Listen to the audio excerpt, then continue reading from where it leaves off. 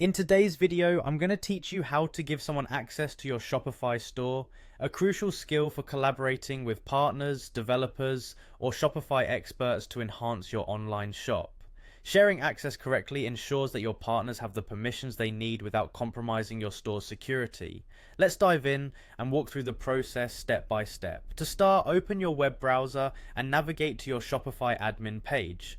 Once you've logged in successfully, you'll want to head over to the left-hand side of your screen. Here, you will find the home page of your Shopify admin dashboard, which is your central hub for managing every aspect of your online store. Next, look towards the bottom of the left-hand menu and click on Settings. This will open a new page where you can see various options for configuring every detail of your store, from general settings to specific account preferences. It's here that you manage access for collaborative purposes. Once in the Settings menu, direct your attention to Users and Permissions. Clicking this will show you a list of all current users and collaborators who have access to your store. At this stage, it's important to regularly review who has access and what permissions they possess to maintain effective security management. Now, you should see an option for collaborators. This feature is designed specifically for inviting external parties, like Shopify experts or developers, to access your store.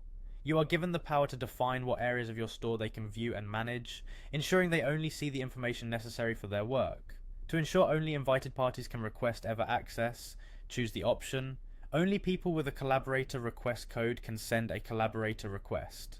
This added layer of security prevents unauthorized individuals from attempting to join your store. After selecting this option, there will be a line labeled Collaborator Request Code. This is the unique code that you'll share with the individual who needs access.